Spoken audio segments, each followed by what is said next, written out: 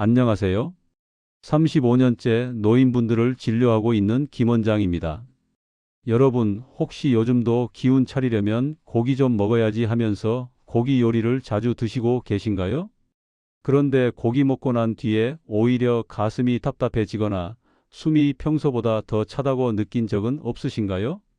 계단 몇 개만 올라가도 숨이 가쁘고 잠깐 쉬어야 괜찮아지는 그런 경험 말입니다.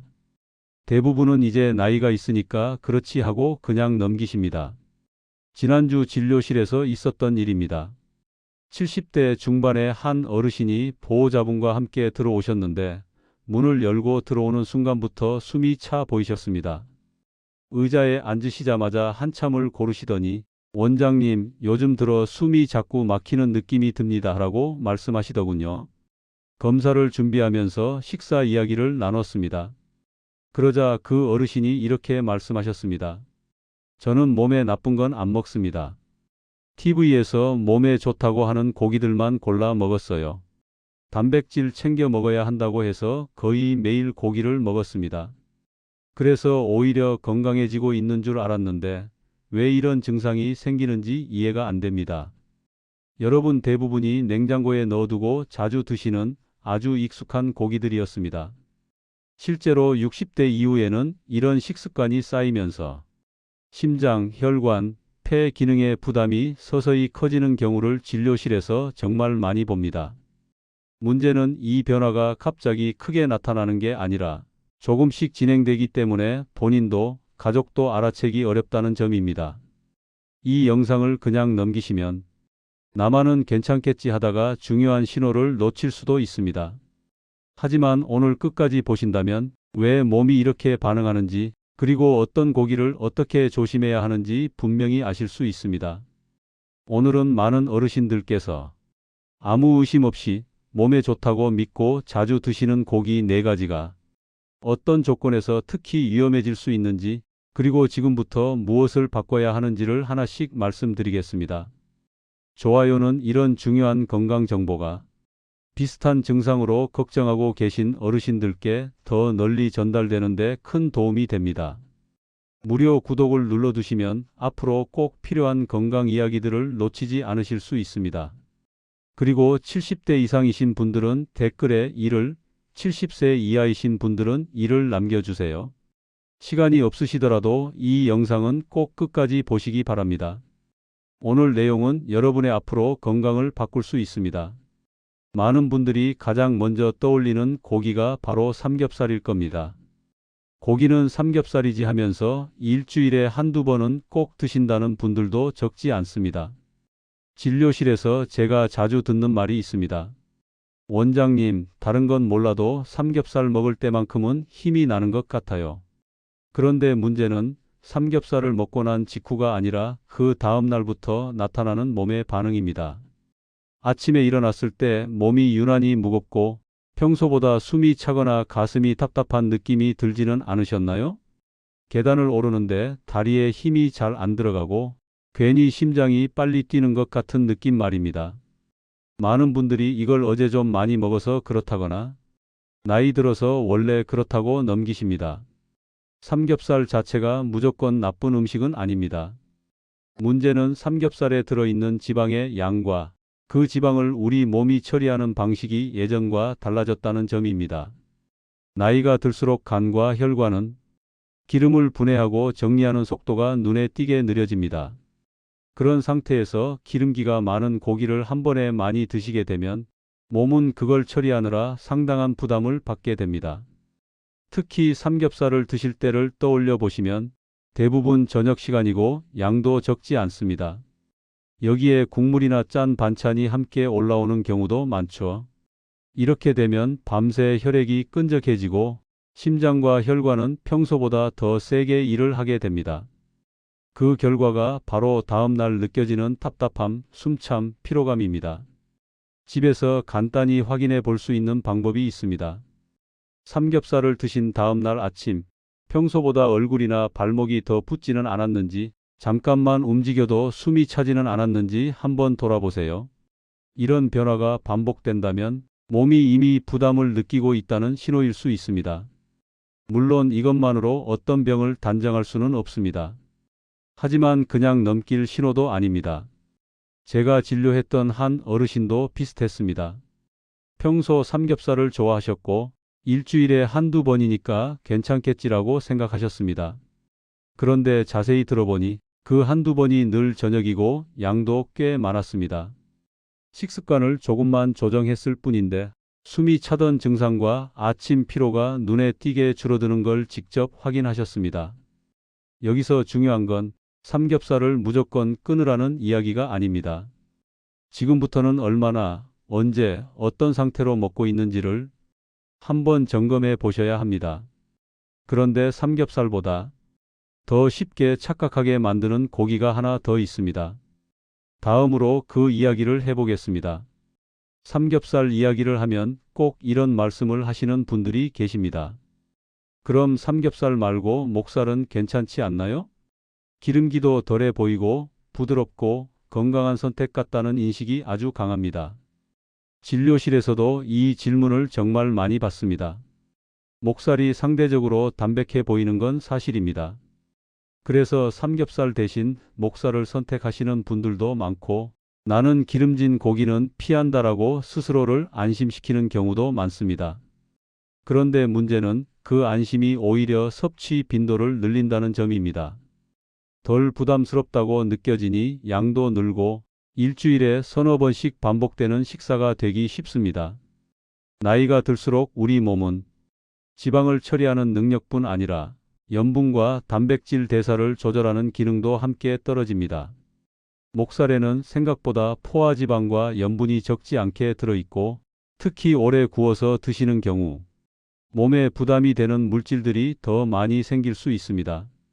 이런 변화는 통증처럼 바로 나타나지 않기 때문에 대부분은 전혀 문제를 느끼지 못합니다. 하지만 몸은 조용히 신호를 보냅니다. 아침에 일어났을 때 얼굴이 평소보다 더 부어 있거나 양말 자국이 유난히 오래 남아 있지는 않으신가요? 혹은 저녁에 고기 먹은 다음 날 손이나 발이 묵직하게 느껴진 적은 없으신가요? 많은 분들이 이런 변화를 원래 잘 붓는 체질이라거나 날씨 때문이라고 넘기십니다. 제가 진료했던 한 어르신도 그랬습니다. 삼겹살은 거의 안 드시고 대신 목살 위주로 식사를 하셨습니다. 건강을 생각해서 바꾼 선택이었죠. 그런데 어느 순간부터 혈압이 조금씩 올라가고 몸이 자주 붓는 느낌이 반복됐습니다. 식습관을 하나씩 살펴보니 목살을 생각보다 자주 그리고 꽤 많은 양으로 드시고 계셨습니다. 여기서 중요한 건 목살이 나쁘다는 단정이 아닙니다. 문제는 덜 기름져 보인다는 인식 때문에 경계 없이 반복되는 식사가 된다는 점입니다. 몸이 보내는 작은 신호를 무시한 채 습관이 굳어지면 나중에는 원인을 찾기 어려워집니다. 그래서 이 시점에서 꼭 점검해 보셔야 합니다. 목살을 드신 다음 날 몸이 더 가볍습니까? 아니면 더 무겁습니까? 이 질문에 솔직하게 답해 보셔야 합니다. 그런데 목살보다도 더 많은 분들이 몸에 좋다고 믿고 계신 고기가 하나 더 있습니다. 다음으로 그 이야기를 이어가겠습니다. 목살 이야기까지 들으신 분들 중에는 이런 생각이 드실 겁니다. 그럼 보양식으로 먹는 고기는 괜찮지 않나요? 특히 오리고기는 몸에 좋다는 이미지가 워낙 강해서 여름철이나 기운 없을 때 일부러 챙겨 드시는 분들도 많습니다. 진료실에서도 원장님, 오리고기는 몸보신 아니에요? 라는 질문을 자주 받습니다. 오리고기가 무조건 나쁜 음식은 아닙니다. 다만 나이가 들수록 이 고기가 몸에 주는 부담이 젊을 때와는 전혀 다르게 작용할 수 있다는 점을 아셔야 합니다. 오리고기는 지방과 단백질이 모두 풍부한 편이고 특히 국물이나 기름까지 함께 섭취하는 경우가 많습니다. 이렇게 진한 음식이 한 번에 들어오면 간과 신장은 동시에 일을 많이 하게 됩니다. 문제는 이 부담이 바로 통증으로 나타나지 않는다는 점입니다. 그래서 대부분은 전혀 위험하다고 느끼지 못합니다. 하지만 몸은 다른 방식으로 신호를 보냅니다. 오리고기 드신 다음 날 유난히 몸이 붓거나 속이 더부룩하고 소화가 늦어지는 느낌은 없으신가요? 혹은 밤에 화장실을 더 자주 가게 되거나 아침에 일어났을 때 입안이 유난히 마른 느낌이 들지는 않으신지요? 제가 진료했던 한 어르신도 비슷했습니다. 평소에는 식사를 소식하시는데 몸보신해야 한다고 생각되는 날이면 오리고기를 꽤 든든하게 드셨습니다. 그날은 괜찮은데 꼭 다음 날부터 몸이 무겁고 기운이 더 떨어진다고 하시더군요. 검사를 통해 보니 몸이 지난 음식을 처리하는데 점점 버거워지고 있었습니다. 특히 주의하셔야 할 점은 오리고기를 드실 때 대부분 국물이나 양념을 함께 드신다는 겁니다. 이 국물과 양념에는 지방과 염분이 함께 들어있어 혈관과 신장에 동시에 부담을 줄 수 있습니다. 젊을 때는 큰 문제가 없던 식사 방식도 노년기에는 회복이 더디게 나타날 수 있습니다. 그래서 오리고기를 드신 날과 다음 날을 한번 비교해 보세요. 몸이 더 가벼워졌는지 아니면 괜히 더 지치고 무거워졌는지 말입니다. 이 차이를 느끼신다면 몸이 이미 신호를 보내고 있다고 보셔야 합니다. 그런데 사실 많은 분들이 가장 자주 그리고 가장 무심코 드시는 고기가 하나 더 있습니다. 다음으로 그 이야기를 이어가겠습니다. 앞에서 말씀드린 고기들은 그래도 기름이 많다, 진하다는 인식이 있습니다. 그런데 가장 문제를 놓치기 쉬운 고기가 하나 있습니다. 바로 양념이 된 고기들입니다. 갈비, 불고기, 떡갈비처럼 달콤하고 부드러운 고기 말입니다. 진료실에서 이런 말씀을 정말 자주 듣습니다. 원장님, 저는 기름진 고기는 안 먹어요. 삼겹살도 피하고 대신 양념된 고기만 먹습니다. 겉으로 보면 아주 조심하는 식습관처럼 보입니다. 하지만 실제로는 이 선택이 몸에 더 큰 부담을 주는 경우도 적지 않습니다. 양념된 고기의 핵심 문제는 고기가 아니라 양념입니다. 단맛과 짠맛이 동시에 들어가 있기 때문에 먹을 때는 부담이 적고 소화도 잘 되는 것처럼 느껴집니다. 그래서 양이 쉽게 늘고 이 정도는 괜찮겠지 하면서 자주 드시게 됩니다. 하지만 이런 식사는 혈당과 혈압을 동시에 흔들 수 있습니다. 몸이 보내는 신호는 비교적 분명합니다. 양념된 고기 드신 날 밤에 유난히 목이 마르거나 자다가 화장실을 여러 번 가게 되지는 않으셨나요? 다음 날 아침에 손이 뻣뻣하고 얼굴이 평소보다 더 부어 보인 적은 없으신지요? 이런 변화는 잠을 잘 못 자서 그렇다거나 날이 더워서 그렇다고 넘기기 쉽습니다. 제가 진료했던 한 어르신도 평소에는 담백한 식사를 하시다가 손주들 오면 양념된 고기를 자주 준비하셨습니다. 부드럽고 달아서 잘 먹으니까요. 그런데 그 다음 날이면 항상 몸이 무겁고 기운이 더 떨어진다고 하셨습니다. 검사를 해보니 단기간에 수치가 출렁이는 패턴이 반복되고 있었습니다. 양념된 고기가 문제되는 이유는 불에 닿는 방식에도 있습니다. 단맛이 있는 양념은 쉽게 타고 그 과정에서 몸에 부담이 되는 연기가 생길 수 있습니다. 노년기에는 이런 자극에도 몸의 회복 속도가 눈에 띄게 느려집니다. 그래서 한번 돌아보셔야 합니다. 양념된 고기를 먹은 날과 먹지 않은 날, 다음 날 몸 상태가 정말 같은지 말입니다. 만약 차이가 느껴진다면 그건 기분 탓이 아니라 몸의 반응일 수 있습니다. 그렇다면 이제 중요한 질문이 남습니다. 이 고기들을 전부 끊어야 할까요? 아닙니다. 다음으로는 고기를 완전히 포기하지 않으면서도 몸의 부담을 줄이는 방법에 대해 말씀드리겠습니다.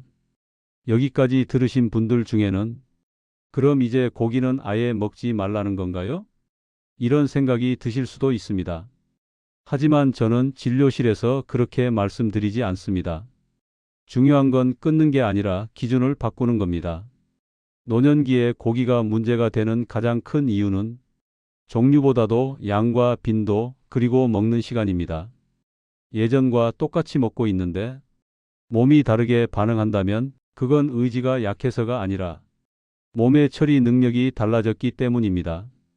이걸 인정하는 게 출발점입니다. 먼저 양을 한번 돌아보셔야 합니다. 이 정도면 적게 먹은 거지라고 생각하시는 양이 실제로는 몸에 과한 경우가 많습니다. 특히 저녁 식사에서 고기 양이 많아지면 밤새 심장과 혈관은 쉬지 못합니다. 다음 날 아침에 몸이 무겁고 숨이 찬 이유가 바로 여기서 시작되는 경우도 많습니다. 두 번째는 빈도입니다. 일주일에 몇 번 드시는지, 그리고 그 횟수가 정말 일정한지 살펴보셔야 합니다. 주말에만 먹는다고 생각했는데 막상 적어보면 주중에도 한두 번 더 들어가 있는 경우가 많습니다. 이렇게 쌓이면 몸은 회복할 시간을 갖지 못합니다. 세 번째는 굽는 방식입니다. 겉이 타도록 바싹 굽는 습관, 연기가 많이 나는 상태에서 먹는 방식은 노년기 몸에는 부담이 큽니다. 맛 때문에 선택한 방식이 몸에는 스트레스가 되는 경우가 적지 않습니다. 제가 진료했던 한 어르신은 고기를 완전히 끊지 않았습니다. 다만 저녁보다는 점심으로 옮기고 양을 절반으로 줄이고 굽는 방식을 조금 바꿨을 뿐입니다. 그런데도 몇 주 지나지 않아 아침 숨참과 몸의 무거움이 눈에 띄게 줄었습니다. 몸은 아주 정직합니다.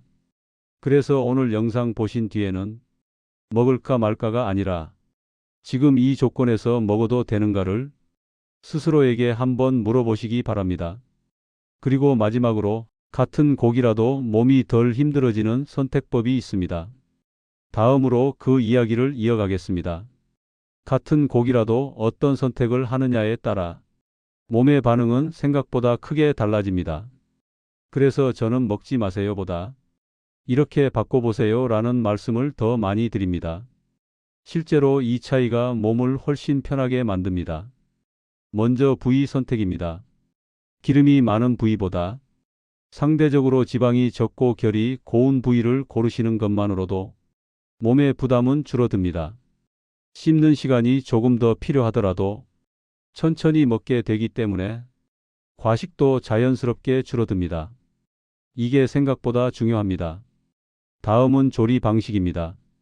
기름이 흥건하게 나오도록 굽는 방식보다 불을 조금 낮추고 천천히 익히는 쪽이 몸에는 훨씬 덜 자극적입니다. 겉이 탈 정도로 굽는 맛이 익숙하신 분들도 계시지만 노년기에는 그 연기와 자극을 몸이 예전처럼 견디지 못합니다. 또 하나 중요한 건 함께 먹는 음식입니다.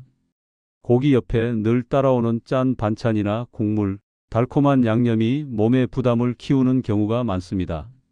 고기 양을 줄이기 어렵다면 곁들이는 음식부터 가볍게 바꿔보시는 것도 방법입니다. 이 작은 변화만으로도 다음 날 몸 상태가 달라지는 분들을 저는 정말 많이 봤습니다. 제가 진료했던 한 어르신은 고기 먹는 즐거움만은 놓치고 싶지 않다고 하셨습니다. 그래서 완전히 끊지는 않되 먹는 날을 정하고 양을 줄이고 다음 날 몸 상태를 기록해 보시라고 권했습니다. 몇 주 지나지 않아 어떤 선택이 본인 몸에 맞는지 스스로 분명히 느끼셨습니다. 중요한 건 몸이 보내는 신호를 무시하지 않는 겁니다. 숨이 차는지, 몸이 붓는지, 아침에 개운한지 아닌지를 식사와 함께 연결해서 보셔야 합니다.